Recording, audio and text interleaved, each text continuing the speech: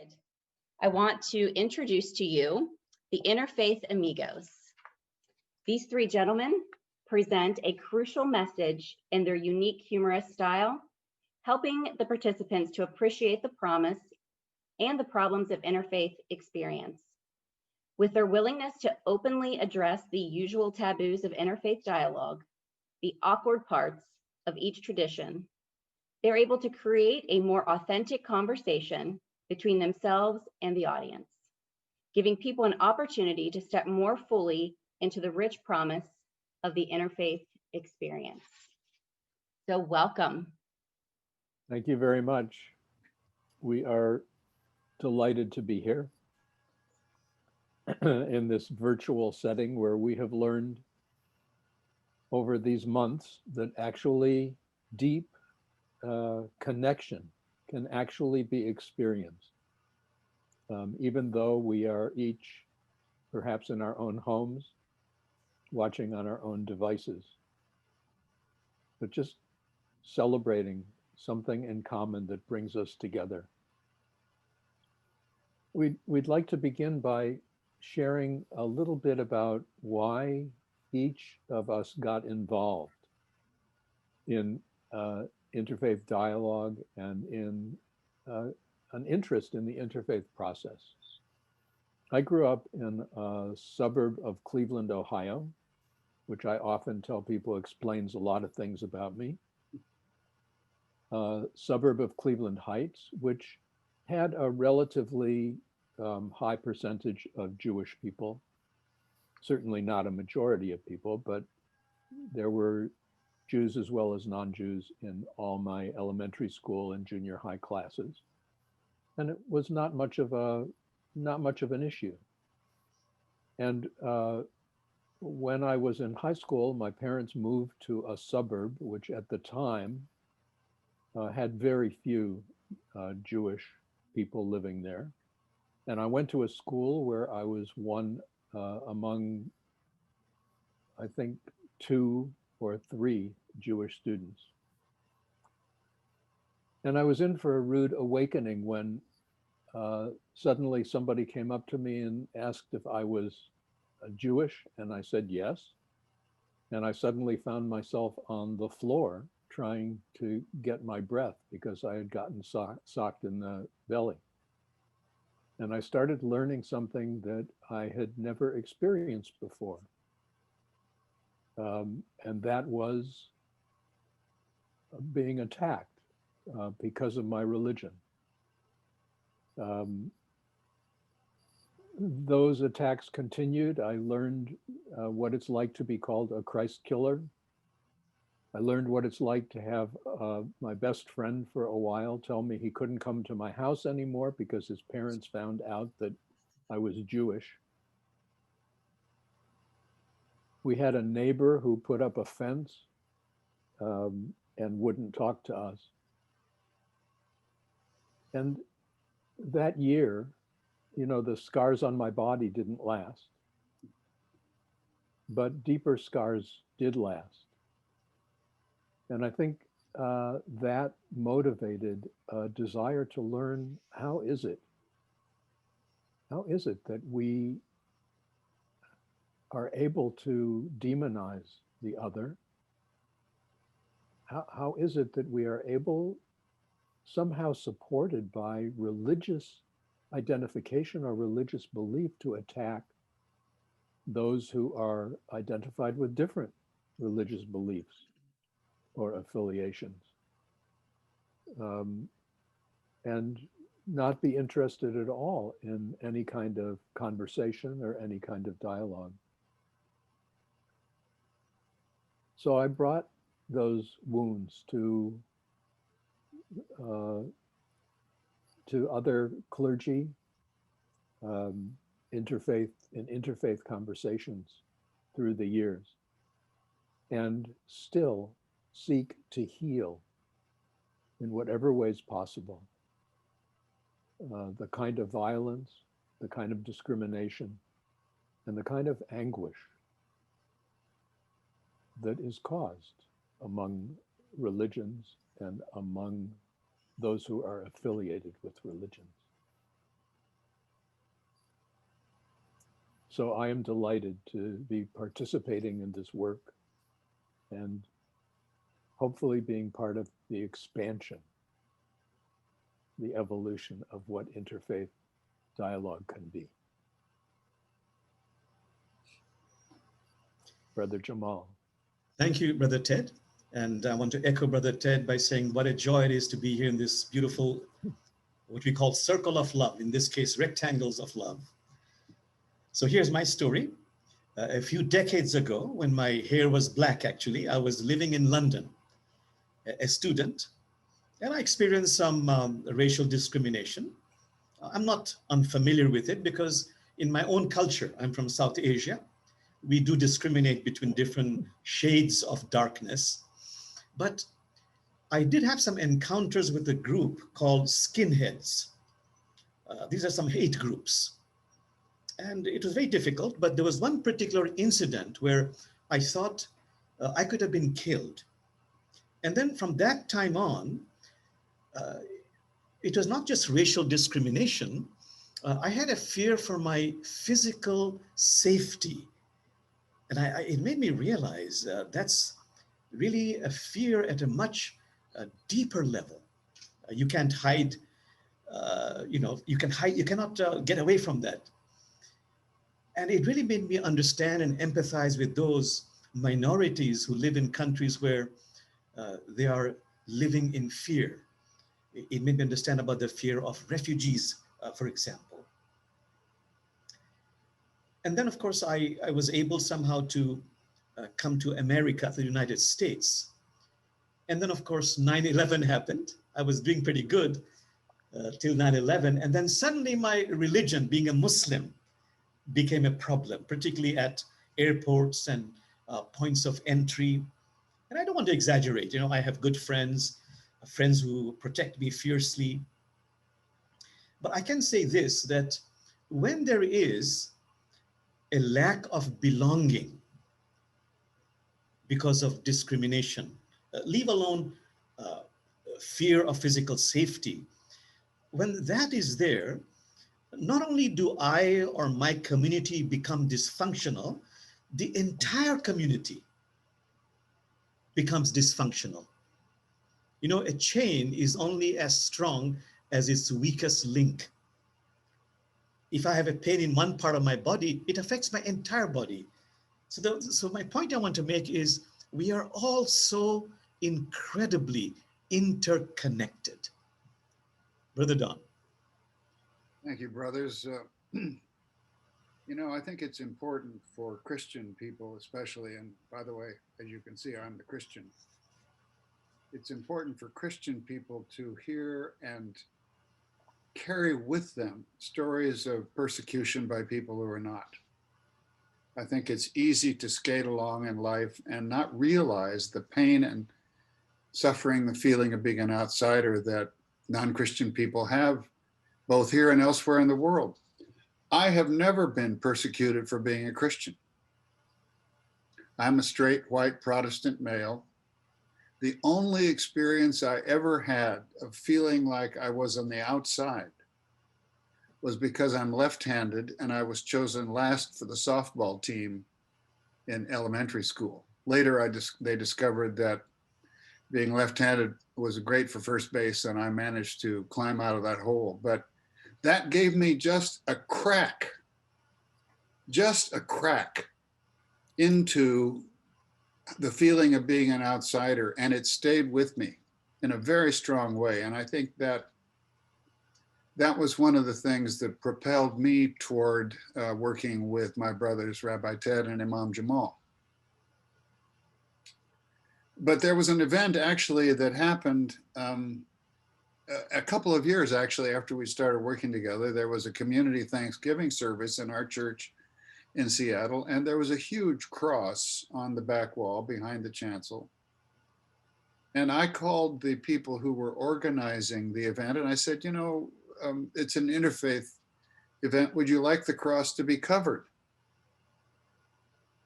And they said, no, we honor the tradition of whoever's hosting the event. So you can leave it as it is.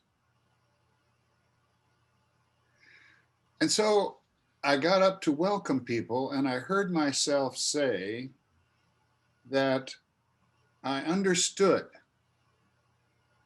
that the cross had been a source of suffering for non-Christian people,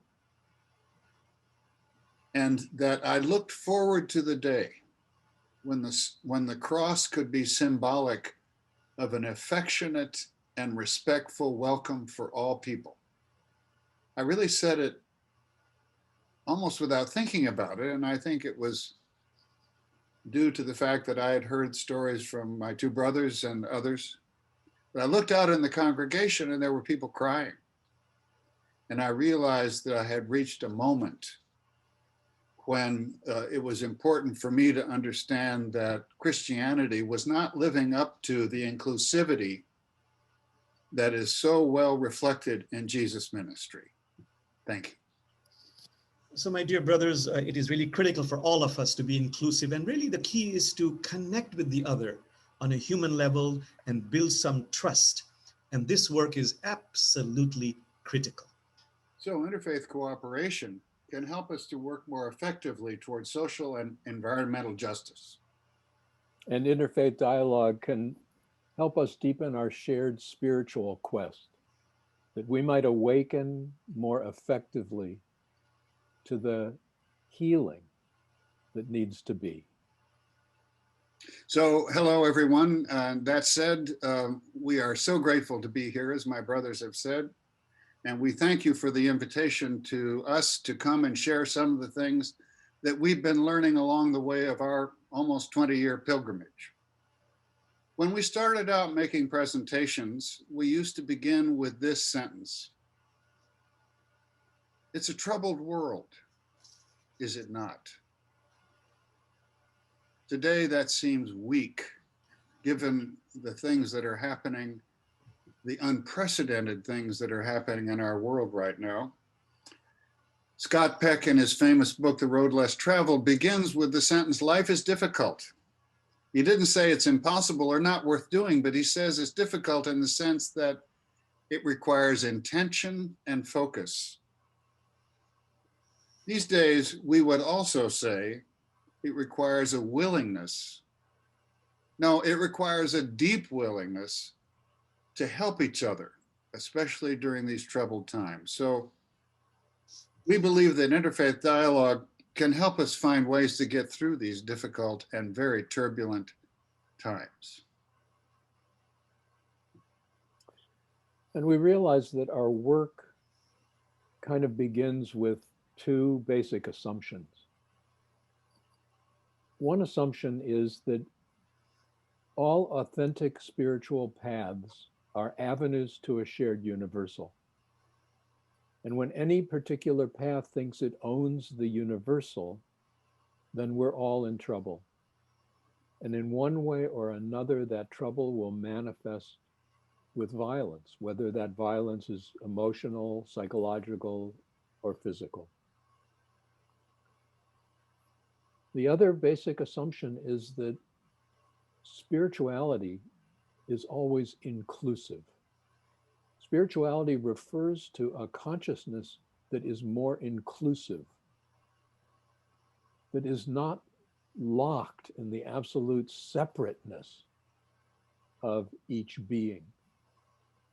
Spirituality is a growing awareness, not of a what, but of a who, of a deeper shared presence, a deeper shared being, a deeper shared life that animates each and every one of us.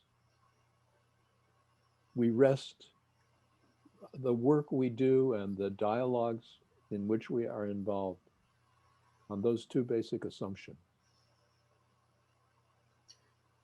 Thank you, Brother Ted.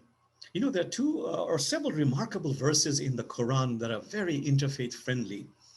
One verse says that if God wanted, God could have made all of us one single community. But out of a divine design, God chose to create diversity so that, and the quotation is, you might come to know the other on a human level. There's another verse that I like to say, which the Quran has a revelation about. God says, and we have created some of you to be a trial for others.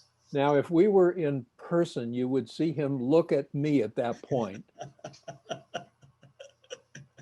So you can imagine that this work is not easy. It's quite difficult. And I would like to summarize that in a wonderful idiom we say in Asia. Can you share 3 cups of tea with the other?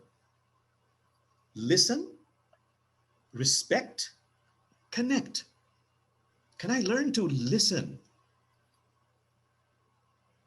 You see, an enemy is someone whose story I have not listened to. The great 13th century sage Rumi, I saw his name being displayed here. He says, what is listening? Metaphorically, listening is like putting your head on the person's chest and just sinking into the answer. Respect. There's a wonderful saying by a mystic from India who says, when dealing with an adversary, do what is right. Protect yourself. Don't allow yourself to be abused. Take the right action. But as you take the right action, I beg you, please do not keep this person's being or essence out of your heart. You're against the person's behavior, not against the person's being, which is Christ nature, Elohim nature, Buddha nature, Allah nature. And just this differentiation between behavior and being, as I take the right action, has the power to shift heaven and earth. Lastly, can we share stories on a human level, sharing our joys and sorrows and build that human connection? That wonderful saying, this universe is made out of stories, not atoms. And I'll end with the Rumi saying, oh God, you have created this I, you, we, they, to play the game of adoration with yourself. Thank you. Thank you, Brother Jamal. Every time I hear you talk about listen, respect, connect, I'm reminded of an article that was written about us following a presentation. Actually, it was a presentation at a spiritual center in Las Vegas where this dear reporter was putting quotes from what she had heard. And your quote came out, 3 cups of tea, Lipton, respect, and connect. And every time I hear you share that, I am drawn back Yes. to that moment. And it really makes me wonder exactly what is it that people hear us saying? Right. You know, like we say these words and we share, Right. and there's no way, you know, to literally know exactly what's heard. They might think that we are saying drink Lipton tea. Yeah, I think that's why we talk so much, you know, because anyway, the fact is that over 19 years ago now, almost 20, you know, we're in our 20th year, the consequences of the horrors of 9/11 demonstrated how far we are from peaceful solutions to the world's problems. We agreed that we wanted to find out why it had been that interfaith dialogue had not been able to provide a path toward true reconciliation and greater understanding. So we did what many groups do when they get together for interfaith dialogue, and we brought our sacred texts to each other. Now, I don't know if you can see at this point, but my colleagues have brought their books, and I have the original tablet. And we selected a passage that we found to be particularly worthy of sharing, and we shared with each other. Let's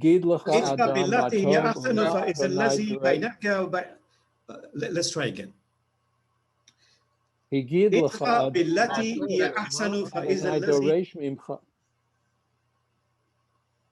I don't know if that translated over Zoom, but each of us was reading, but at this very same time.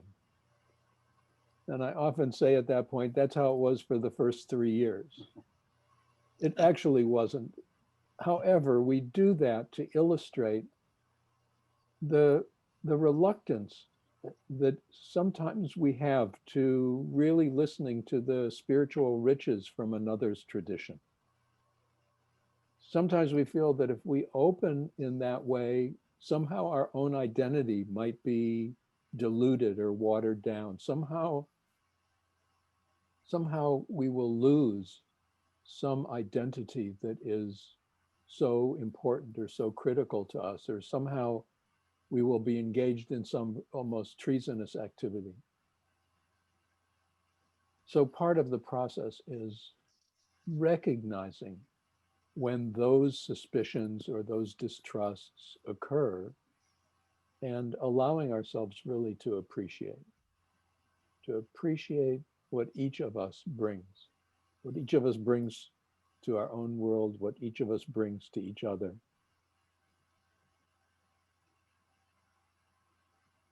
And I was sharing from the prophet Micah, 8th century before the Common Era, speaking to a northern kingdom that had lapsed into believing that the performance of ritual alone was what was asked, rather than allowing ritual performance to support concrete ethical action in the world. Micah said, Higid lecha Adam ma tov uma Adonai doresh mimcha. It has been told you, humankind, what is good and what the Eternal One asks of you. Ki'im asot mishpat, nothing other than doing justly, va'ahavat chesed, and loving kindness. V'hatznea lechet im Elohecha, and walking with integrity in the presence of your God. A lot of times that's translated walking humbly, but it doesn't capture the essence of the Hebrew that is actually walking with the integrity of your own being, the honesty, the wholeness of your own being in the presence of your God. Thanks, Brother Ted. And I was reading from the Gospel of John, chapter 15, beginning of verse 12. And this is part of the gospel where Jesus is trying to give some things to the disciples to remember after he is gone. And so it begins this way. Jesus says, "This is my commandment, that you love one another as I have loved you. No one has greater love than this, to lay down one's life for one's friends. You are my friends. If you do what I command you, I do not call you servants any longer, because the servant does not know what the master is doing. But I have called you friends because I have made known to you everything that I have heard from God. You did not choose me. I chose you." Thank you, Brother Don. And I was trying to read from the Quran before I was so rudely interrupted. This is usually Brother Ted's line, but I'm borrowing that. And of course, I always forget to bring my reading glasses, but not to worry. I shall use my third eye and impress you. Itfa billati hiya ahsanu fa iza allazi ba'inaka wa ba'inahu ada'awatun ka innahu waliyun hamim. Meaning, repel evil with something which is better, so that your enemy becomes your intimate bosom friend. So you see, my dear friends, all of our three traditions have so many timeless, placeless, wise words. Why is there so much of, what's the problem? The problem, of course, is living them. To live them is so very difficult. So my dear brothers, from our traditions, we have teachings that overlap, but there are some particular, shall I say, precious teachings that are really emphasized in our own particular tradition. Let's go over them one by one. Thank you, Brother Jamal. You know, when I look at Judaism, um, the core teaching I find is the evolving understanding of oneness. The incredible awakening in a very ancient time, at a time when different gods were associated with all the high places, where different gods were properties of different tribes, where if tribes warred with each other, it was like which god won and which god lost. Out of such environments came an awakening to oneness. Oh, and that oneness went through various phases as human consciousness evolved to be able to appreciate the fuller nature of that one, and we are still evolving. What was once seen as outside us is recognized now as being outside and inside. We become far more aware that we are the one manifesting as the many, each and every one of us carrying within ourselves that fullness of the one. Looking out at a universe which is held in an embrace of that one, and being able to appreciate in a growing sense an ethical imperative which flows naturally from the awakening to oneness. Because when we recognize that oneness, it becomes impossible to bring harm to another in any conscious way. Oh, unconsciously we hurt each other all the time, but that oneness allows us to open to an embrace, to open to a connection, and to share with each other the preciousness of each moment of this life. I believe that the essential core teaching of Judaism is the awakening to the absolute one of all existence. Thank you, Brother Ted. I think it's important to note that Jesus' ministry was framed by what you just heard from Rabbi Ted. He was not a Christian, he was a Jew, a rabbi, a teacher.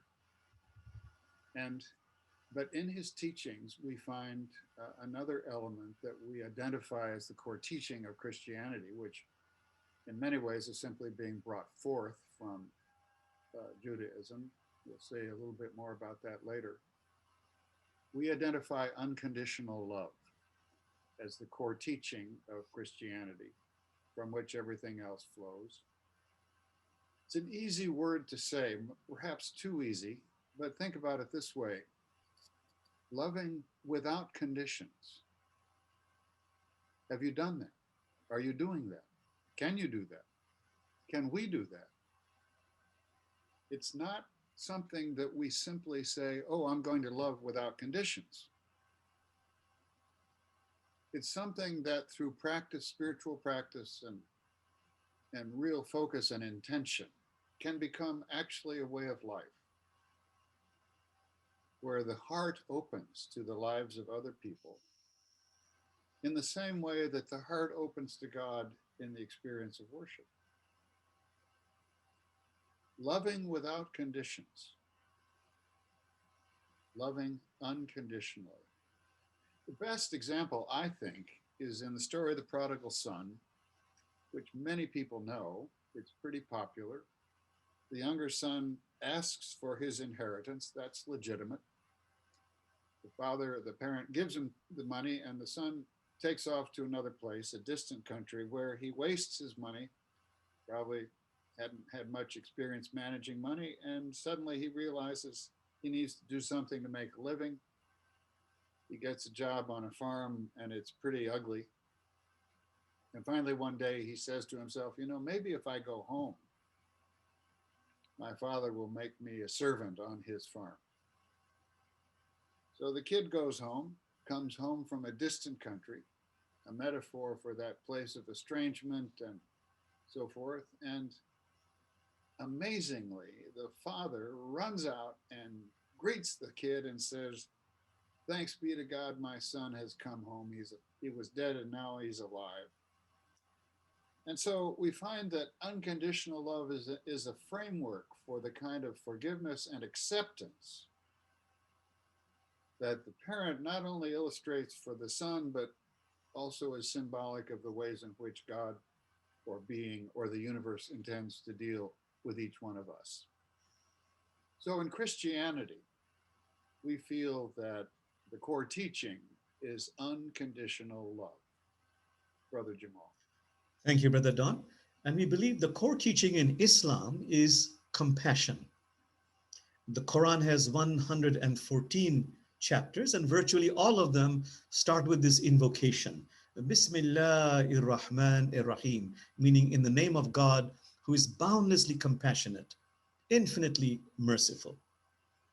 A Bedouin once asked the Prophet Muhammad, what is the deeper meaning of this verse? And the Prophet Muhammad said, this is the great secret of life. Have compassion on yourself and have compassion on others. So how do we explain the power, the beauty, the majesty of this divine attribute, compassion, mercy, gentleness, which is in every tradition, by the way? And like other traditions, Islam, it uses the metaphor of water in nature. There is nothing as soft and yielding as water is, yet for overcoming the hardest, the most insurmountable, there's nothing as powerful as water is, meaning the person who is gentle, soft, compassionate, is possessed of raw, authentic strength. Then also, the other insight, wherever water falls, life flourishes. So the person who is compassionate is also life affirming, life bestowing. And by the way, as I use these Quranic verses, I'm not saying all Muslims are following that. I'm not saying that all non-Muslims are following that. These are very difficult to live. So I love this one verse by a wonderful poet from our part of the world, Tagore, who says, not hammer strokes, but the gentle dance of waters sings the pebbles into perfection. Thank you. So listening to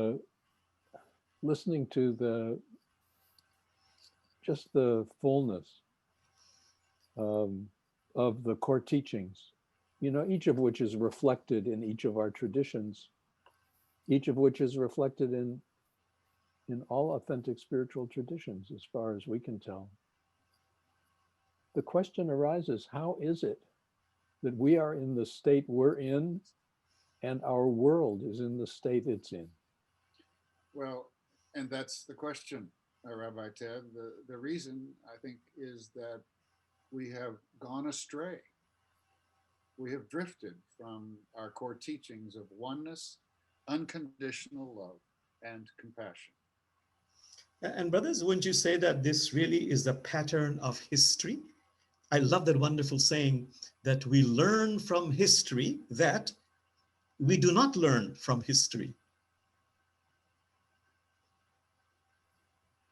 Our history really reflects a series of falling away, of straying, and also a history of those who called us back, who arose to remind us of that which was essential and that which was needed in any given moment, in any given time.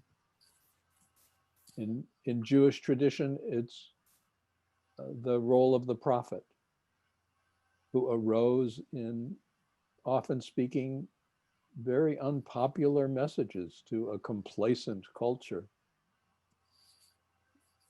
I suppose, like speaking to the complacency of our own consumerist culture, Um, it was Amos, it was the prophet Amos, again, in the 8th century before the Common Era. It is almost shocking to realize how long we humans have been carrying such truths and such wisdom, and to wonder how we could not be acting in more evolved ways. It was Amos who said, and the words are still yearning to be fulfilled, just let justice roll down like waters, righteousness like an ever-flowing stream. And Jesus called us back in an attempt to mirror that great prophetic tradition of Amos and others, called us back to the Hebrew concept of chesed, which is translated as loving kindness, steadfast love, and unconditional love. And the Prophet Muhammad, he called us back from the worship of the ego, the little self that idolizes money and power. So in the 7th century Arabian Peninsula, to people of all religions, he declared La ilaha illallah, meaning there is no God but God. Please bring God, not your ego, into the center of your life. The messages are meant for all of us. The messages are meant for all time. But we think it's important to note that the paradigm has changed. We believe that we human beings have reached the stage of spiritual maturity where we no longer have the luxury of waiting for someone out there to rise and call us back. We believe that each and every one of us has responsibility to become more conscious of our own core teachings, the core teachings of our traditions, the core teachings of our lives, and to take responsibility for calling ourselves back when we stray from those teachings. We believe that interfaith dialogue, whether between and among those who would use the word faith, and also between and among those who might not use the word faith, interfaith dialogue can bring us to a deeper and stronger place where we can find that awakening. We use the word awakening underlined. We need to wake up. We can find that awakening that we need now, but we must really find ways to effectively communicate and listen to each other. You know, we simply have to find ways to go beyond these chasms, these divides, this polarization. We have no choice. We have to. And we have found from our 20 years experience of interfaith work and our own study of interfaith that there are 6 stages of interfaith dialogue that are very useful. Let's go over them. You know, for those of you who are aware of the books we have written, through the first 2 books, we only had 5 stages, which always was a problem when we did presentations because it's hard to divide 5 into 3 people. And in our 3rd book, Finding Peace Through Spiritual Practice, we finally had the 6th stage open for us. So now there is greater peace among us as each one of us can share 2 of the stages. We believe that the initial stage of what can become an effective interfaith dialogue is actually not what most groups do. It's not getting together and sharing the things in our traditions that are similar. It's certainly not getting together and sharing the things in our traditions that are different. It's getting together and creating contexts in which we can meet each other as human persons. It's getting together and sharing that which each and every one of us is most expert in, where we don't have to pretend to be experts in our respective traditions. We don't have to defend our choice of identity or our choice of decisions. We share our stories, and we are each expert in our own stories. There are contexts in which we share questions that can help people elicit their own experience and share it. We are partial to getting together with small groups or large groups where everybody's around a separate table and each person responds to a different question. Oh, about how faith or non-faith has impacted their lives, how what things have happened in their lives that have tested their faith or confirmed their faith. It's not about proving anything to anyone. It's about meeting people on the level of their humanness. And every time we are engaged in such a conversation, something deep awakens. And it's before we talk about similarities, it's before we talk about differences. So we believe that the first stage of what can become significantly effective and developing interfaith dialogue begins with meeting each other as human persons. And we believe that the second stage is inviting ourselves to look into either our traditions, our non-traditions, or just into our lives and consider what we would say is the core teaching, not the core belief, but the core teaching. A teaching is larger. A teaching is inclusive, where often a belief is exclusive. What's the teaching? What do we look at in our traditions or in our own lives when we have really difficult decisions to make or difficult choices? What is the core teaching? So we believe that the second stage of effective interfaith dialogue is to discover within ourselves and to share with each other what we consider to be the core teaching of either our tradition or our lives. Brother Don. It's a good exercise. Thank you, Brother Ted. You know, when we started out, we didn't start out and say, let's find the 5 stages of interfaith dialogue. we bumped into them in a way, and we did because we kept talking to each other. We've been meeting weekly for almost 20 years. And it was these conversations, which of course began with getting to know each other and then beginning to develop the trust and so forth.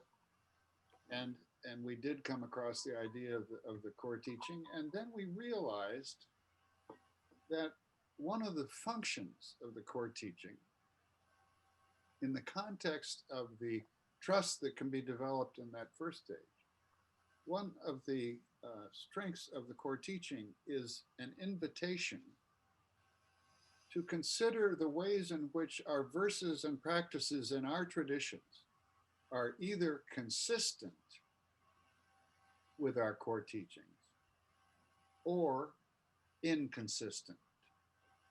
Because not all the verses and practices in our traditions are consistent.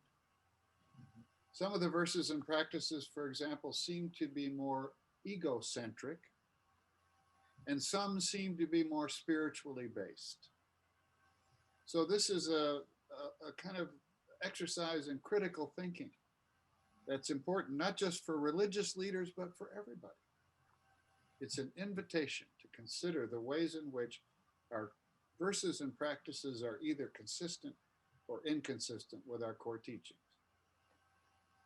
And having done that, then we move to the 4th stage, which when we started, we felt the most poignant example of this was the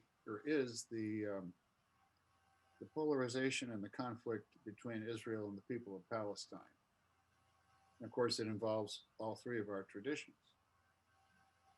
It's a conversation about that requires the trust from stage 1 and the kind of vulnerability that is developed through stages 2 and 3. And now we're aware that it's not just the Middle East. For heaven's sakes, the United States is so completely and thoroughly paralyzed, polarized, and paralyzed. I mean, it's hard for me as a Christian person, Christian minister, to talk to some other Christian ministers, especially if I don't know them.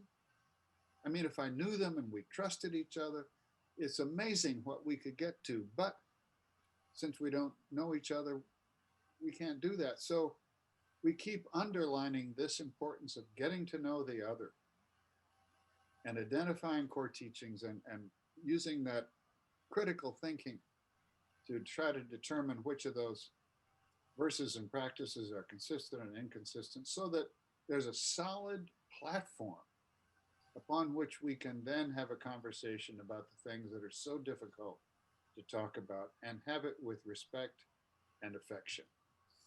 Brother Jamal. Thank you, Brother Don. So stage 4 was about having difficult conversations, as my brother said. So as we also talk about religion and understand and experience the religion of others, we begin to realize that really, in essence, all religions are paths to a shared universal. I'm a Muslim. I am rooted in Islam. But from my own experience of my being, of what happens to me, when I'm open to the beauty and wisdom of other traditions, I find, through my own experience, that these insights and practices from other traditions, this waters my Islamic roots, makes me a better Muslim and a more developed human being, which is why we say interfaith is not about conversion. It is about completion, becoming a more complete, developed human being. Stage 6 is that simple insight, but probably a most critical understanding that we simply have to do spiritual practices. The word is practice. We have to practice it to become more Christ-like, Buddha-like, Elohim-like, Krishna-like, Allah-like. So just 2 quick examples. Some years ago, I was a panelist on a conference on racism, and this African-American panelist, a professor, he said, did you know that every 28 hours, an African-American is being killed by state-sponsored violence? It's a controversial statistic, but we were very surprised. Then he said, that's not the real problem. The real problem is the African-American is being murdered 1 billion times, B for boy, 1 billion times a day. And we said, how? He said, by those stereotyped prejudices, biases we have of the other. They're lazy, they're violent, they're this. Those biases we have in our minds affects our hearts, our behavior. And how do we overcome those? We need spiritual practices, whether you have a religion or not, to overcome those conditioned biases. One more example. I love the words of this very wonderful scientific advisor, especially on the environment in the time of President Carter. He was President Carter's advisor. He said, I've always thought the biggest environmental problems are loss of biodiversity, climate change, and the ecosystem collapse. And that with good science, we can overcome those. He said, after 30 years, I've realized the biggest environmental problems are selfishness, greed, and apathy. And this is critical, that we do this work of becoming a better human being if we want to have social justice and earth care. Thank you. But here's the key. The key is to become vulnerable enough and willing enough to share the parts of our own traditions where we ourselves have gone astray. We believe that we go astray from our own traditions. And our second book, which is focused on our straying. At the beginning, we thought it would be different for each of our traditions, and then it became clear that we share common strayings. We believe we go astray when we support exclusivity. We believe we go astray when we support violence, often in the name of exclusivity. We believe we go astray when we support the inequality of men and women. We believe we go astray when we support homophobia. We believe we go astray when we support systemic racism. We believe we go astray when we support the great economic disparity of our time. We believe we go astray when we support environmental degradation. We believe we go astray when, at a time of COVID, at a time of viral infections, we do not take as primary the clear need to protect each other and to protect ourselves. We believe in each of these ways we actually stray from the deeper teachings and deeper truths of our traditions. But brother, wouldn't you say that our biggest overarching umbrella problem is this problem of exclusivity? You know, Brother Jamal, I hear you say that.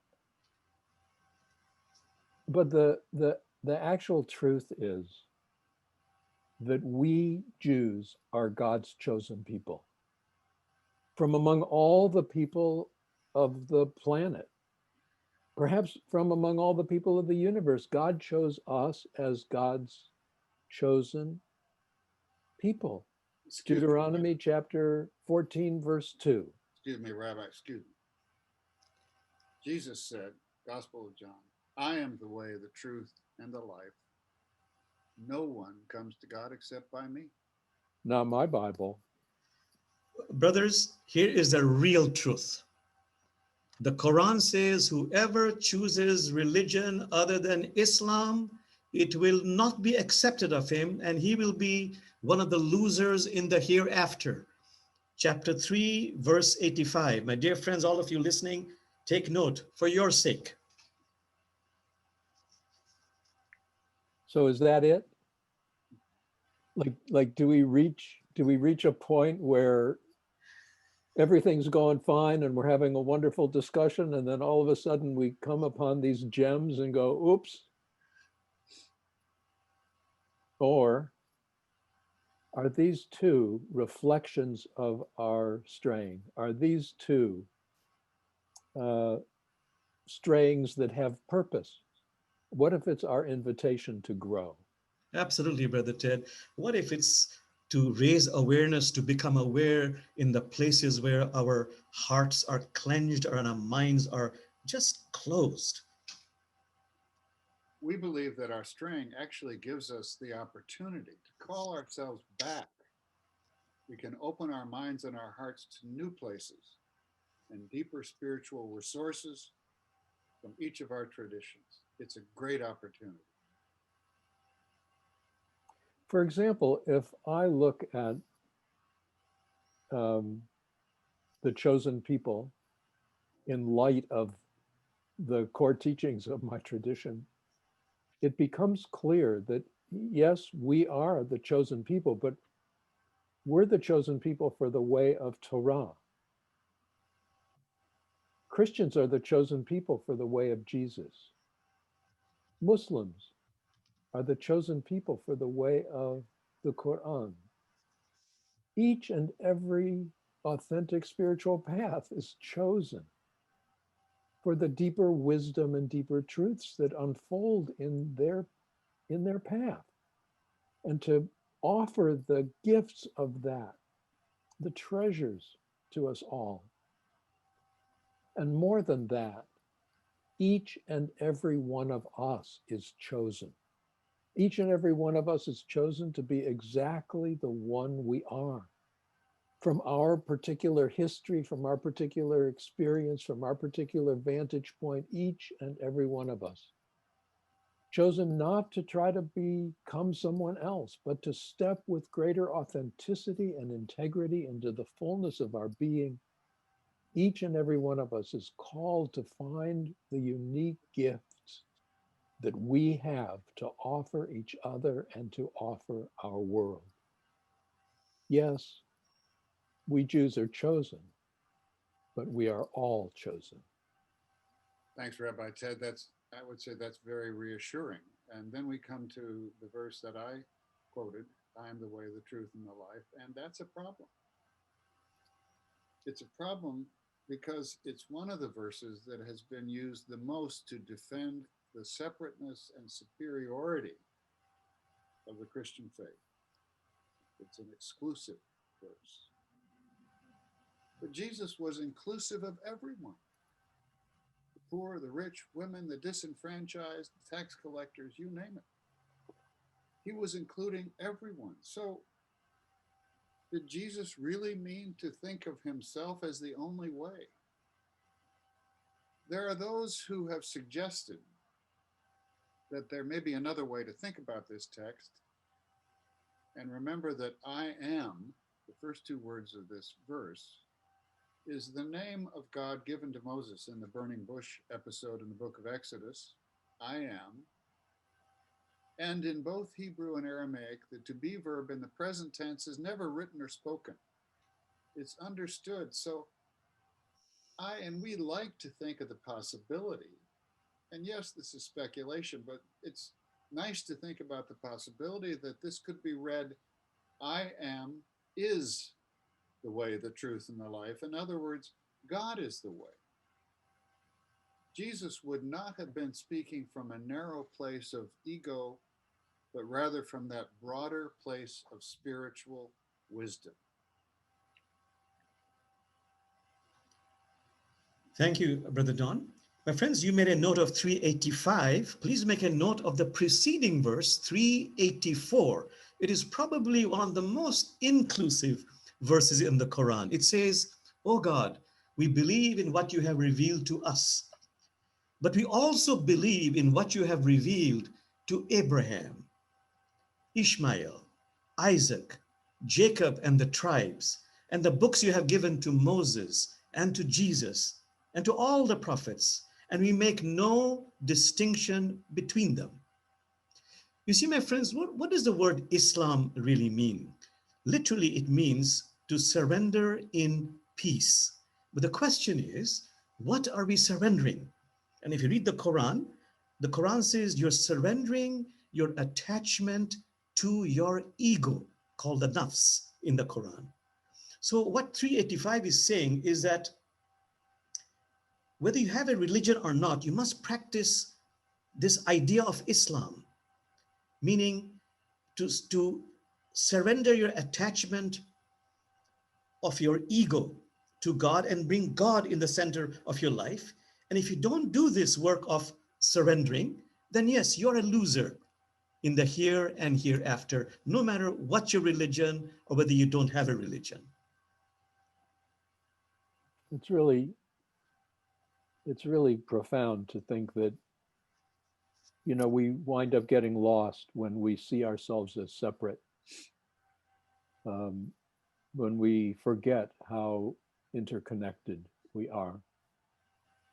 We believe that we are part of an evolution of interfaith dialogue in which we are moving from an exclusive identity to a more inclusive identity, from a more separate experience of ourselves to a more connected experience of ourselves, to a more connected experience of ourselves with all of life, if we are in fact to preserve life on this incredible planet. It's like we look at the golden rule and know that it's more than a rule. To move from an exclusive to an inclusive identity is to realize the sanctity that awakens within each and every one of us, so that the golden rule becomes a golden reality. We treat each other with full awareness of the sacred nature of the presence that each and every being holds. And it then becomes just a natural part of our living, not to bring harm and not to bring pain, and to be approaching each other with a far greater sensitivity and a far greater caring.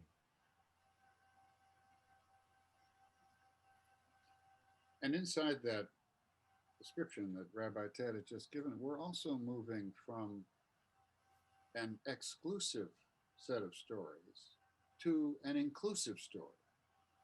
We're all part of the same story. There's a larger, more inclusive story. And one of the things that the pandemic has shown to us, or at least has given us the opportunity to see, is that yes, we are all part of the same thing.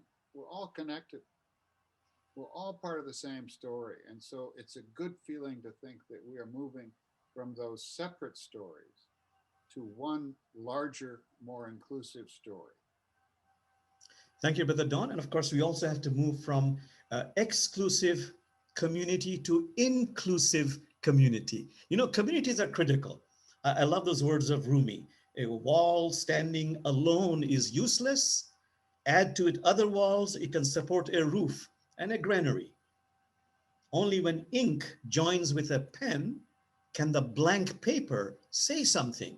So yes, we need community, but if we remain isolated in our own community, it has been shown through history and through all these different studies that no matter how good we think we are, we seem to develop a holier than thou attitude. It is absolutely critical for communities in a diverse community.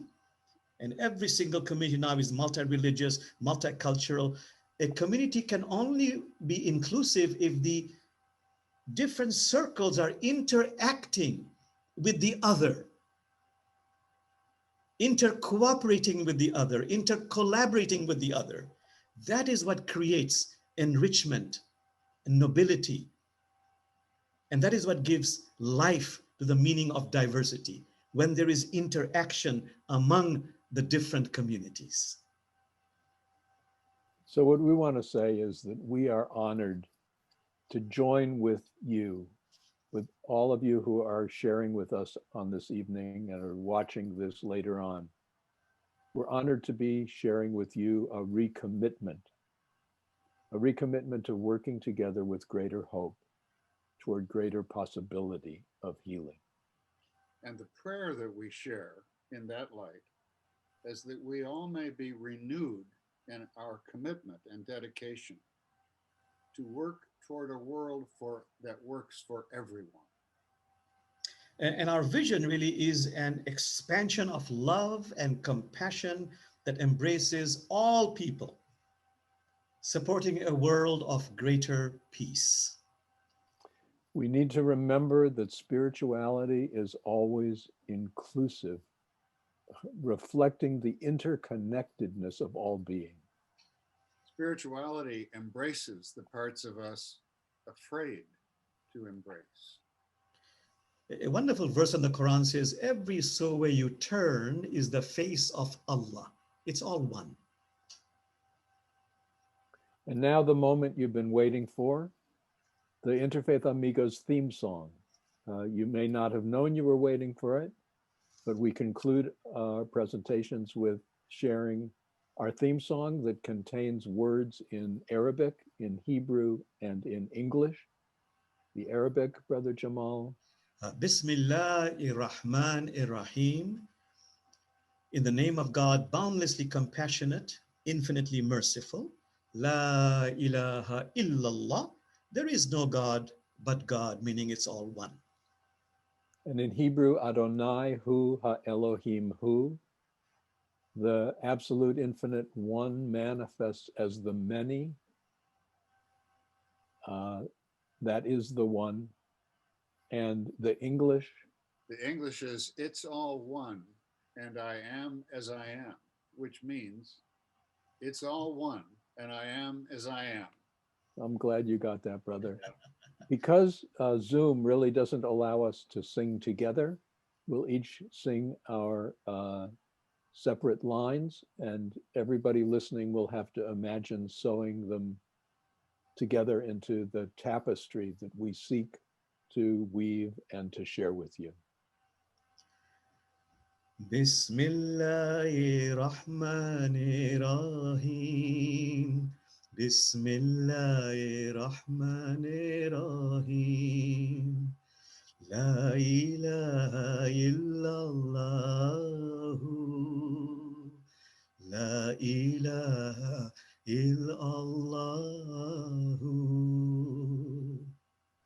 Adonai hu ha Elohim hu. Adonai hu ha Elohim hu. It's all one, and I am as I am. It's all one, and I am as I am. Great. Thank you. Thank you, folks. Thank you.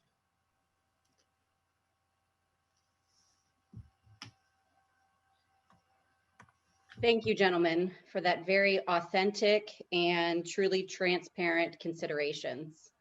We've had a few questions. If we could just take a moment or so that I'd like to share with the three of you, and you can choose how to answer these. The first question is, why do you believe that people are so scared to learn about others' beliefs? Great question. You know, at the risk of just kind of repeating what I suggested a little bit earlier, I think there's something about, it has something to do with identity. When we see ourselves as separate, it's not that we're not separate, but when we identify that as the essential nature of our being, when my Tedness is the who that encompasses everything that I think I am, then I wind up needing to defend that Ted. I wind up needing to defend the particular beliefs, the particular affiliations, the particular choices of that Ted, whether they are religious, whether they're political, whether they're societal, you know, cultural, whatever they are. And I have a tendency to be wary of other inputs coming particularly from other traditions, other affiliations, and have a tendency to automatically experience them as a threat, rather than opening to a broader kind of sharing of wisdom, so that I can know that there's no wisdom that's going to hurt. As Imam Jamal said, it's about watering our own roots. It's about becoming a more complete human being. Share with me your wisdom, but on an ego level, when we're stuck in that identity, it's very challenging not to be somewhat fearful or reluctant to hear from another. I would say from my own experience, from my own being, I can say that it's a mistaken belief that if I'm open to the beauty and wisdom of other traditions, this dilutes my attachment or my roots in my religion. My personal experience, as brother was saying, and my Christian brother also says from their experiences, really when I'm open to the beauty and wisdom of other traditions, it really waters my own roots, makes me stronger in my own tradition. But words are easy to say. Taste it, experience it yourself. I think if we want you to remember anything from tonight, it's that interfaith dialogue does not weaken your tradition. It gives you a much deeper and stronger sense of who you are in the context of this broad collection of different spiritual paths providing purpose and meaning, and which seek to contribute to the common good. So I think that's part of the energy that we try to bring to each of our presentations. So second question, what is the spiritual practices that non-believers bring up with this discussion? We have thousands of sets of believers, and I wonder how many sets of non-believers can be identified. Wait, what exactly is the, So I'm thinking that the question is, what role in this process could non-believers play a role in interfaith collaboration? You mean as far as spiritual practices are concerned? Well, there's something which Brother Ted and Brother Don say all the time. For example, there's no such thing as a Jewish or a Christian silence. It's all silence. If you just practice silence, the world would be a much more peaceful place. And whether you have a religion or don't have a religion, really, it is critical for me to do a practice where really I overcome my prejudices, my biases.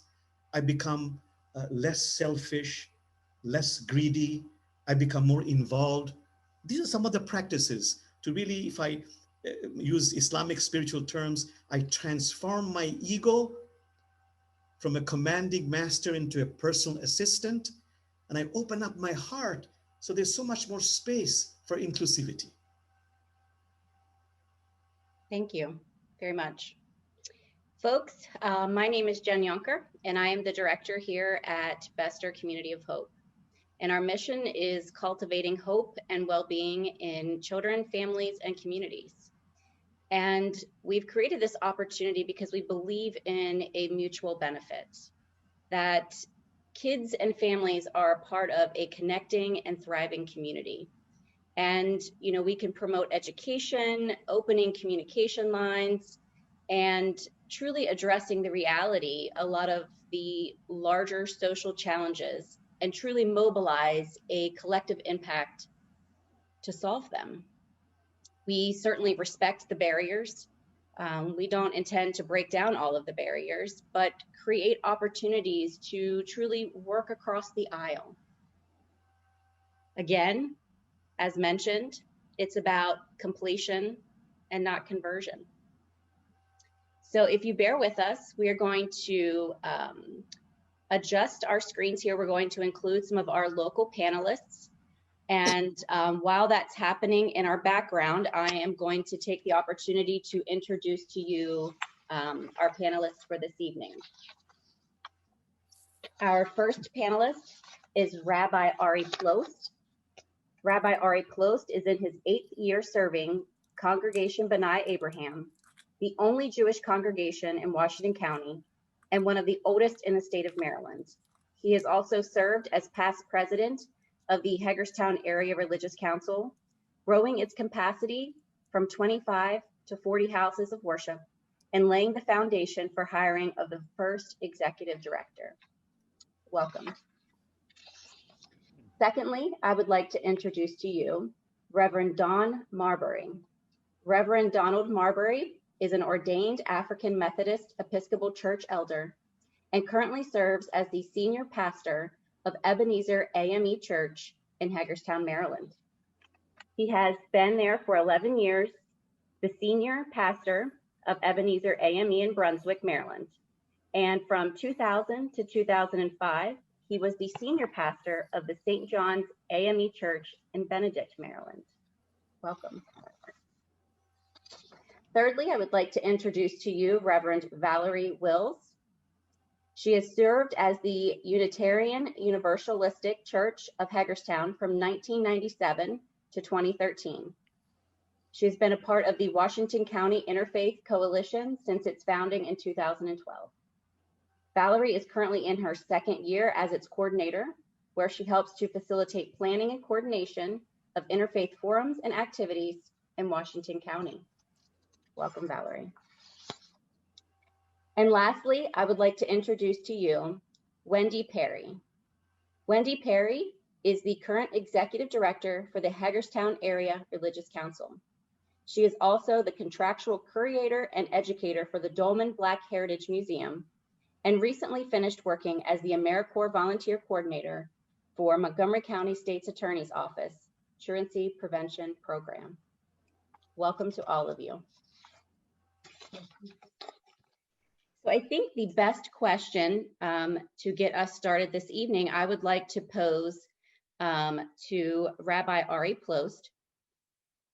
And I would like for you to take a few minutes to maybe share with us some information about what has been done in Washington County thus far with regards to interfaith collaboration. Wow. Well, first of all, let me just offer gratitude to our three esteemed guests. I know how much I enjoyed listening and learning, and just bearing witness to their, not only their teachings, but their obvious love for one another. And I'd like to think that we in Washington County have a similar type of pursuit where we try to really build deep relationships. Hagerstown is in Washington County are not such large places. And we know that when we see each other in the various areas of our lives, that we share so much together. And it's not unusual to have relationships in many different communities, including the religious one. What a treasure we have here in Hagerstown and in Washington County. We have a very diverse religious community made up of many houses of worship from all sorts of backgrounds and persuasions. And it's just been, for me, I've been here 8 years, and it's been, for me, even though I studied Judaism in a context of a religious pluralistic environment, I have learned so much of not my faith, or learning more about my faith through the prism of other faiths by being here. It's we do a lot of things, and I'm very proud of what we do here. Among many things, and probably the most important, is we bear witness and we support one another as houses of worship in times of crisis. So when one of us is experiencing some form of violence or hate crime perpetuated against the community, we really try to stand in solidarity with those who are feeling under assault. And whether that's manifested locally or just a feeling that people have because something has occurred elsewhere, we try very hard to do that. And we've done that at various points along the way. Standing shoulder to shoulder in that regard, whether it's in a written statement to the local newspaper, whether it's holding a service together of some format, whether it's literally sharing resources with one another to help each other out. Another thing we do is we create experiences to learn and grow together. There's an ongoing group to be involved in dialogue, the Interfaith Coalition, to learn and grow with one another. We also engage in issues of literally coming and experiencing a house of worship. We have an event every year where people can literally visit. All of our houses of worship, for the most part, are open. We literally open our doors and we invite folks in, and usually there's representation from that house of worship, and people literally go from house to worship to house to worship to be present. And it's a large undertaking, and it happens year after year.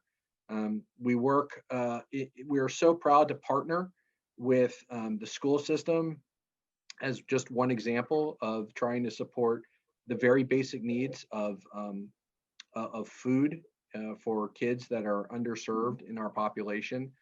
And it's a wonderful undertaking that we do. Our food ministry is really important. And not only there, we're also involved in homelessness. We're involved in healthcare. They're across the various needs that we have as a community. We come together because and motivated by our faith. One of the areas that I think we are beginning, and there's an awakening process to realize that not only through direct service, not only through learning from one another and experiencing our houses of worship and each other through an interfaith experience, one area that we're beginning to explore more seriously, and I think it's not just the religious community, it's the greater community as well, is to realize that there are systemic root causes that affect all of us. And if we can take seriously what they may be, we can actually work together to address them, not in a agitated way, not in an adversarial way, but to really trying to create solutions working together and with whether it's the government or whether it's nonprofit organizations. So how we can create a better Hagerstown for all of us. We have very serious issues here.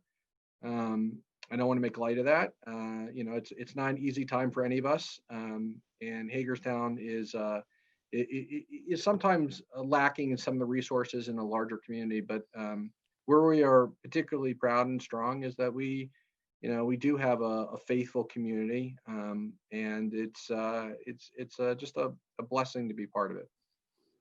Thank you, Rabbi Plost. The second question is for Reverend Valerie.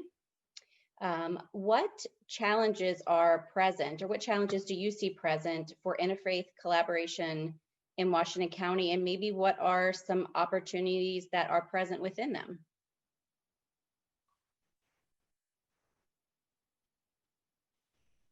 The question that I have been thinking about is how interfaith affects families and children. Okay. I think that's close to what you're asking. When the Interfaith Coalition was first formed 18 years ago, the purpose was to help us understand each other's religions, primarily the three Abrahamic religions, and to be advocates for particularly the Muslim community. There was a very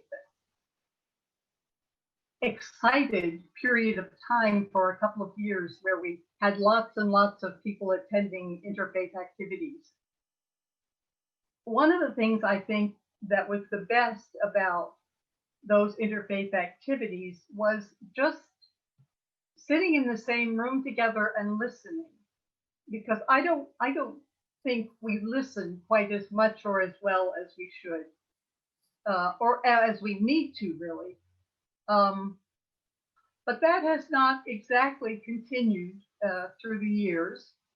For a number of years, we had monthly meetings of all kinds of different religions and religious practices.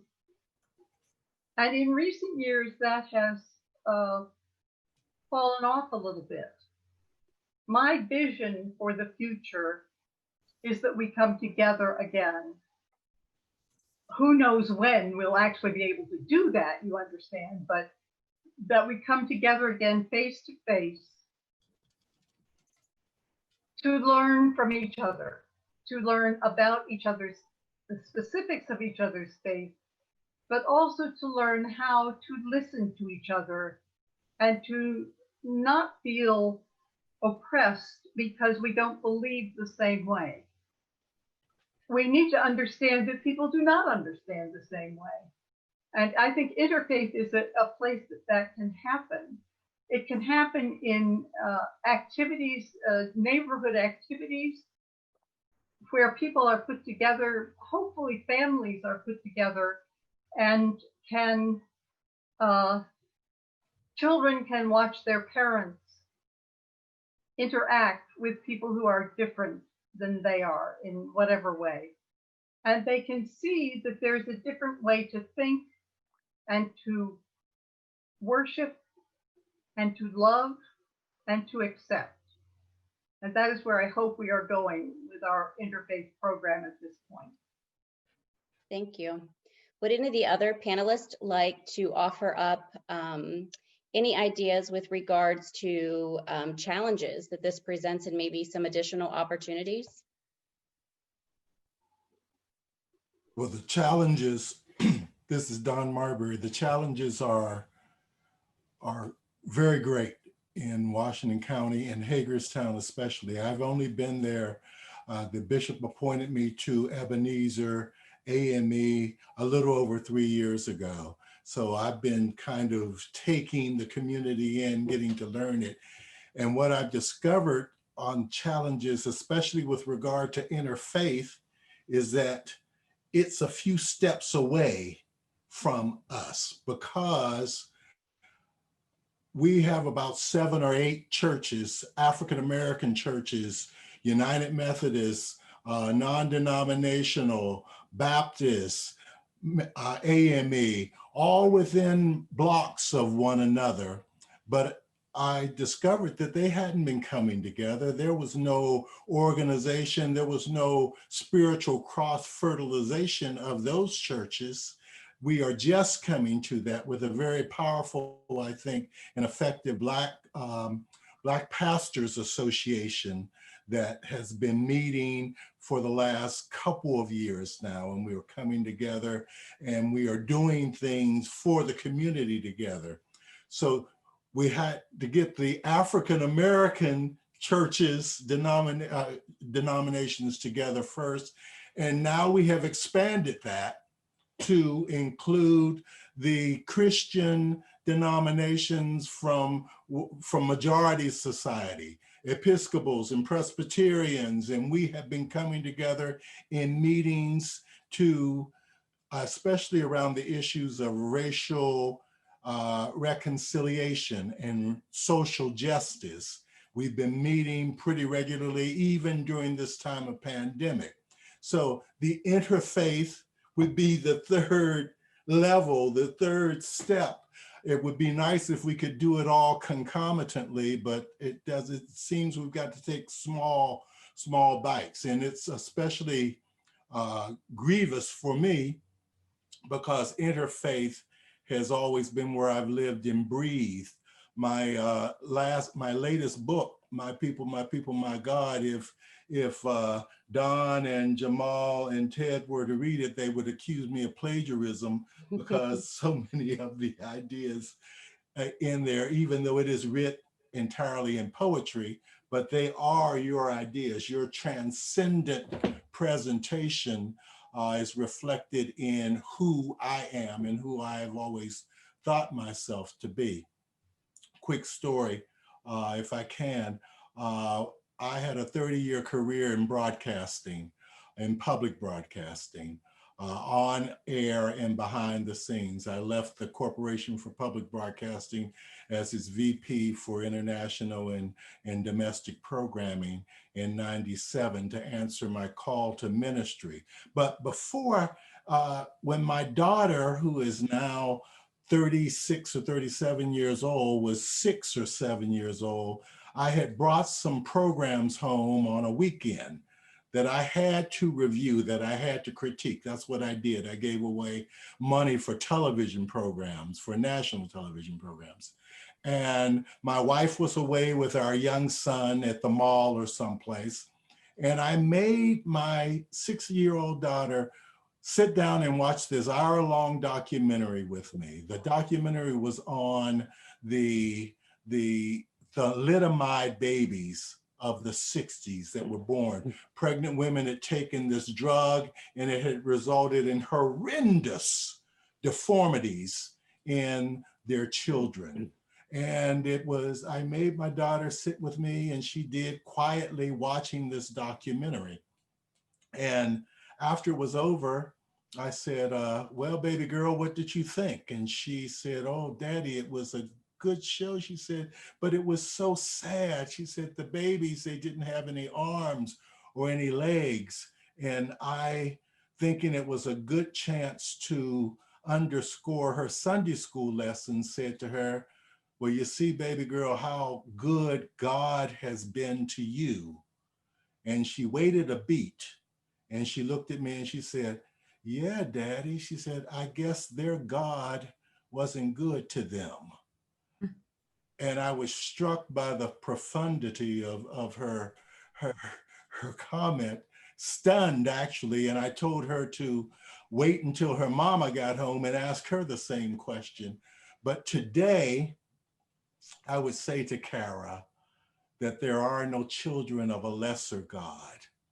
That has been my mantra, that has been my belief, that has been how I've answered the call and how I try in Washington County, in Hagerstown now to spread the words, the philosophies, the disciplines, the ideas that these three great men have given to us on this night. Reverend Marbury, if I may ask what role can interfaith collaboration play in addressing social issues that you mentioned, things related to race and economical disparities or even community violence? Well, it starts with the undergirding, the foundation is what our distinguished presenters talked about through their presentation. It's about the knowing. They all talked about knowing it. You see, we're Jesus said to love thy neighbor as thyself. And we are so confused. We are so Twitter-pated about what that word neighbor means because it's hard to be a good neighbor to those who are different from you, those who dress and talk and play their music louder than you're used to, and whose cuisine is not of yours, and who even speak a different language. It's uncomfortable for us to come out of our comfort zones to embrace and to truly believe, as we've been told tonight, that you can embrace sameness while concomitantly extolling our differences, that they are not mutually exclusive. So until we understand that difference is not to be feared, that our neighbor is not to be feared,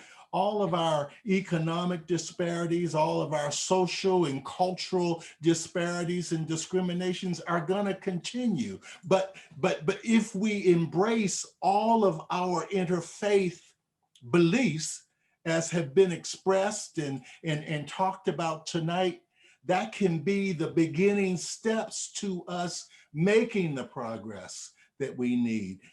Every movement, it cannot be just, I believe this, just a social movement, Jen. It has to be rooted in God. However we see and recognize him in Jesus, in Allah, in Judaism, it has to be rooted, or we're just destined to do as humankind has done since we've been on this earth, repeat the same mistakes. It's not going to come because there's some grand human revelation. It's got to come through the indwelling of God. I'm sure I didn't answer your question, but no, you did, and the passion I am truly feeling within my chest, and I'm wondering if any of our other panelists would like to answer that question as well. Maybe expand a little more on what Reverend Marbury has shared. What role does interfaith collaboration play in addressing these societal issues? Well, I come from a layman's point of view, but also as an African-American woman in this time when you seem like everything is coming at you all at once. But my background as a museum historian, there is nothing new. These things have been happening, the systemic racism, the violence, the idea that you can't trust that person, or the drug epidemic, all those things, all these issues are not new. It always seems to me that there's got to be an approach that includes everyone as opposed to excluding the ones that so-called have the problem. We're not cooperating with each other on some levels here in Hagerstown, I think, or Washington County, because there's hesitation. It hasn't worked in the past, or it worked for a little while, then it fell off.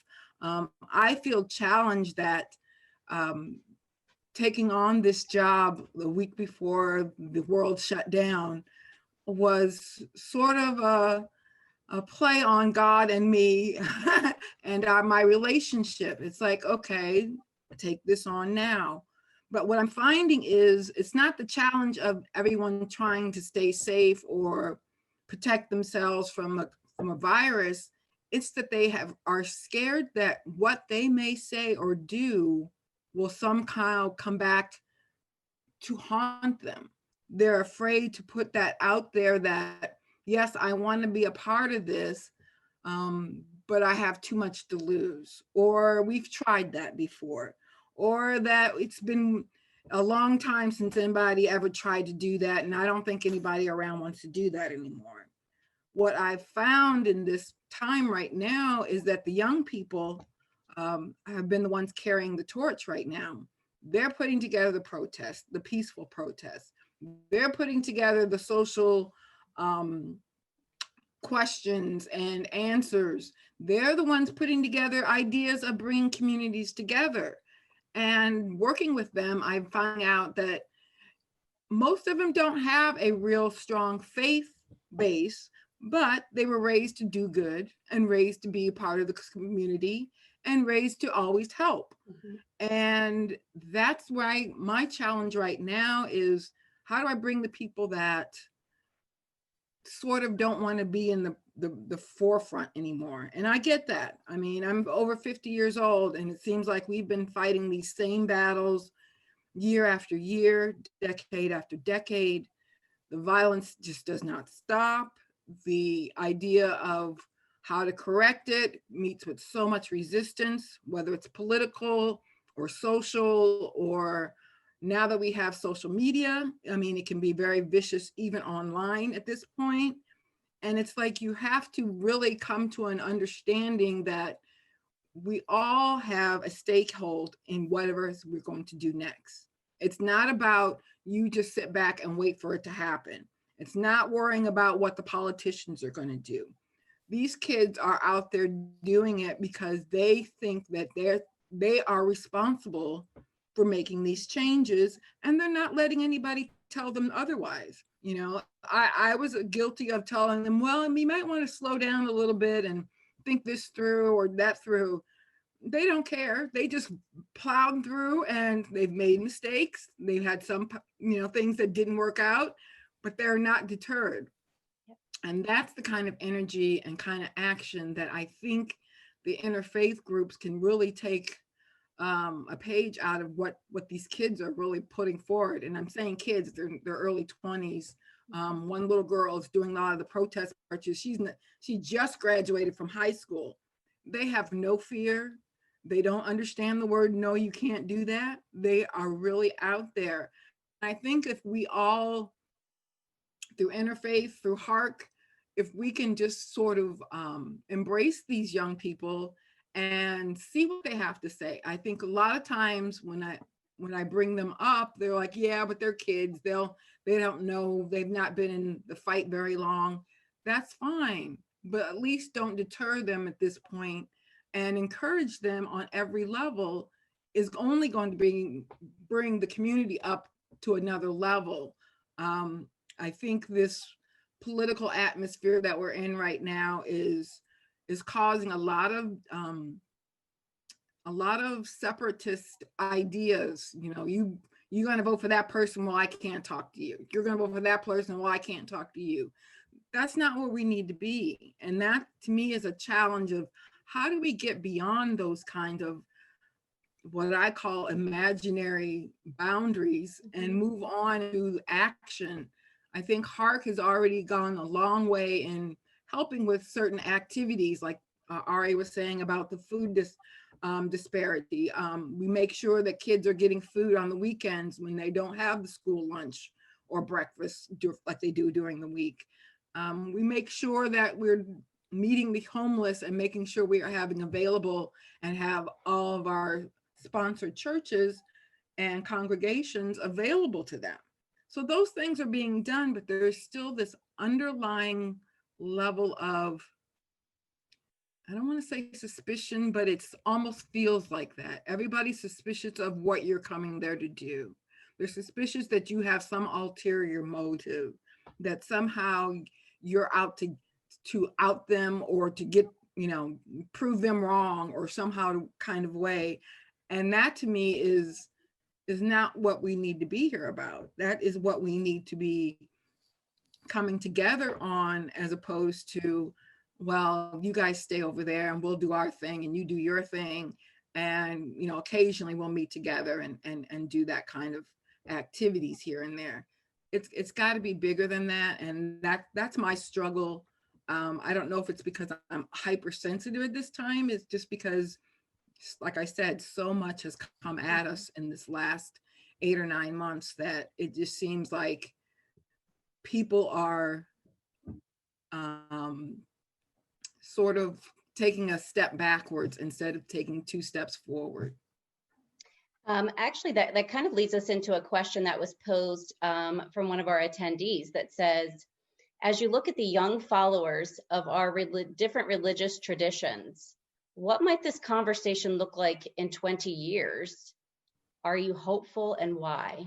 And any of our panelists can pick that question up if they would like. I'm actually rather hopeful in a way, because at least in Hagerstown, for 2 reasons. I reflect back on the fact that this marks the occasion of the Pittsburgh tragedy, that of course caused so much pain and suffering, of the massacre in a Jewish synagogue. And I just remember that on this very day, we had such a loving embrace of a community here that oftentimes has felt marginalized or not always included. And then when I was sort of inspired by how many decided to attend, and there was such a service to show support and solidarity that it was overflowing with support. And you know, and since I've been in the Hagerstown Area Religious Council, not only have we been able to reach that milestone, I think, for the Jewish community, but also for the Muslim community when they felt besieged and under threat. Wall-to-wall support. The mosque was filled with religious leaders from all persuasions and civic leaders. I think what's occurring, if I could consider it now, is that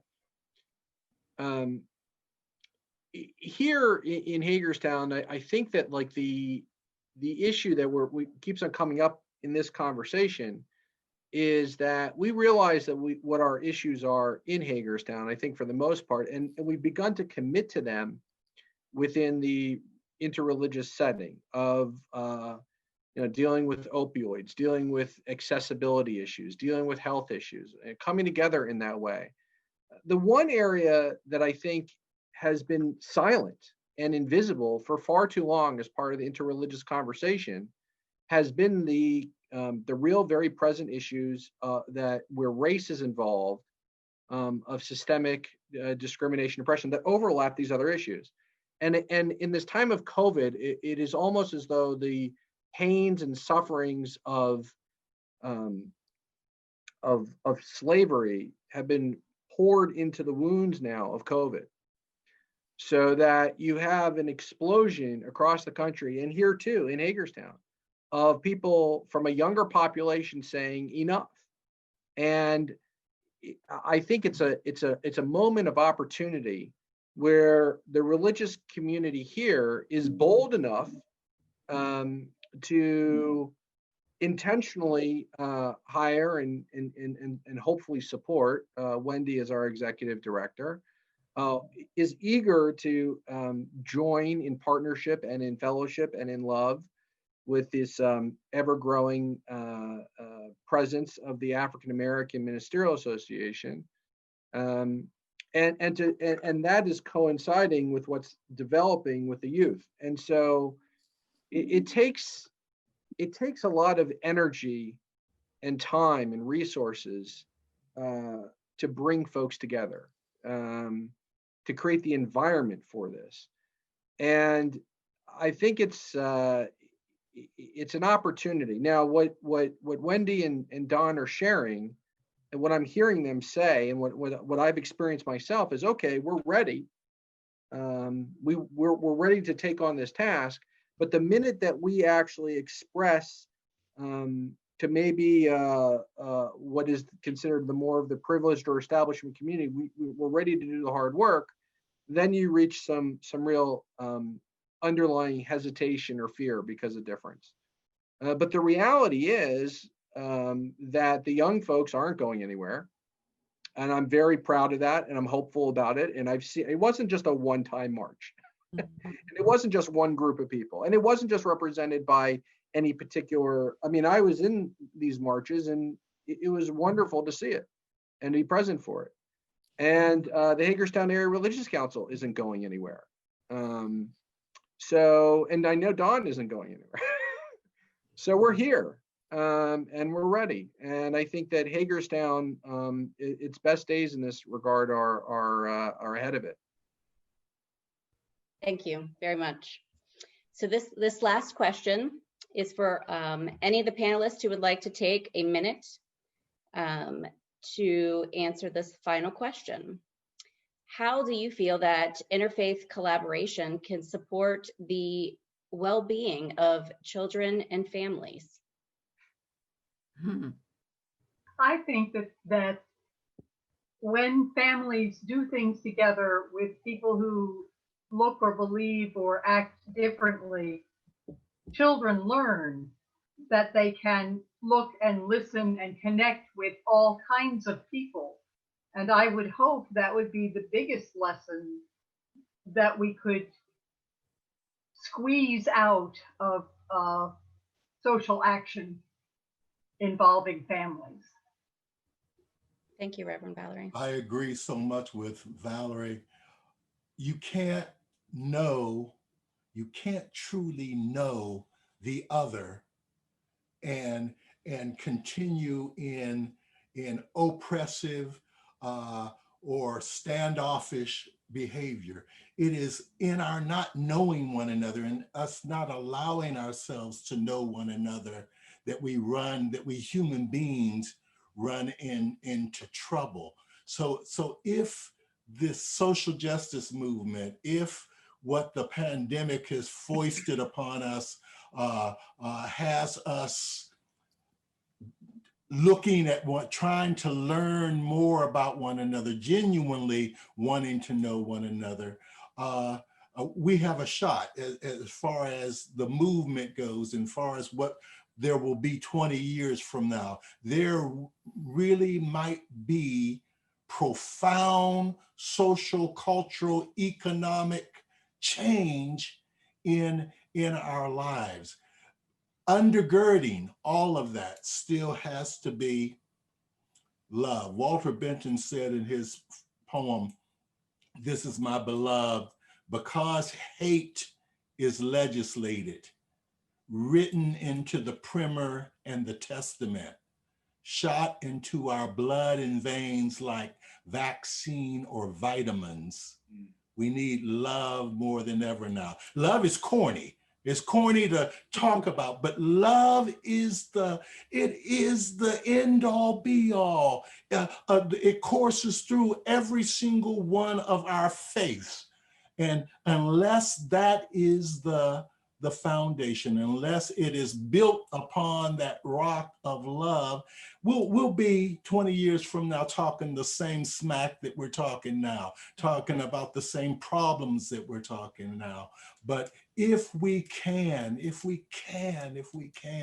just embrace the love that is in each of our faiths and that should direct all of our paths, we can't make significant change. You know, if I may quote Rumi, who says, "Oh God, you have created this I, you, we, they, to play the game of adoration with yourself." Mm.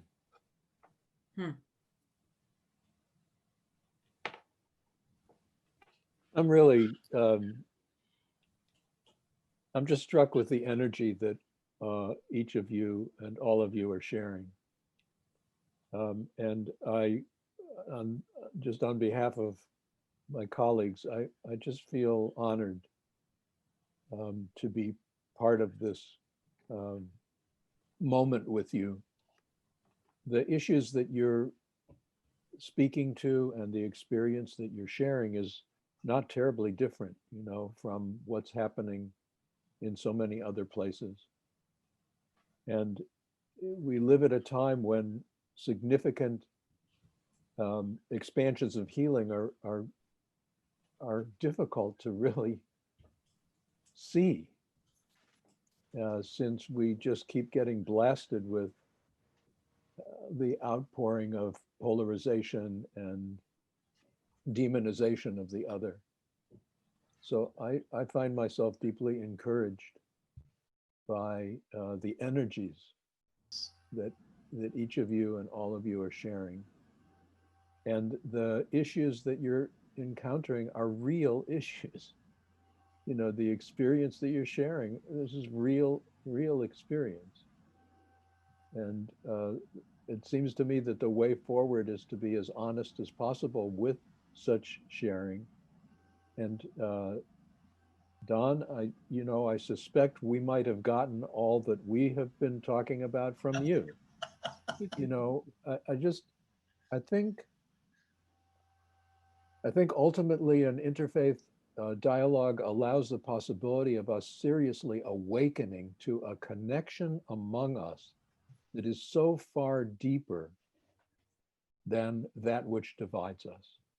Mm. And I do not mean to say we're the same. Each of us is a unique expression of that which is the same. And it's a question of honoring both. So I applaud what you're doing and what you're sharing. And we're really in all this together. And I would echo what Rabbi Ted has said in the spirit of what Jamal said too. This is enormously inspiring and uplifting for us. I would say, you know, the last 20 years have seen an enormous growth in an awareness of interfaith dialogue and action. And so if that trajectory keeps going, I think there's all kinds of reasons to hope that there'll be even more 20 years from now. And the youth who are doing or leading these actions, especially the environmental stuff, they're going to be, we just hope they don't burn out. We all need to support them. So again, we're inspired to be here. We're so happy to feel the passion that you all have. And it makes us think, hey, this is good. This is good. We are so blessed to have the three of us, to have each other and to meet people like you. Thank you. My deepest appreciation to each and every one of you. We have a poll that we're going to release. If our attendees could complete the poll while I kind of give our closing notes here. All of what was shared this evening has truly been extremely enlightening and thought-provoking. Therefore, I think it's really important that we have the opportunity to share this presentation. Our plan is to release it on our YouTube channel, and we will send out an email letting folks know when it's been posted and where to access that information. I do want to reiterate and take this opportunity to say that Bester Community of Hope remains committed in investing in those who are doing this work.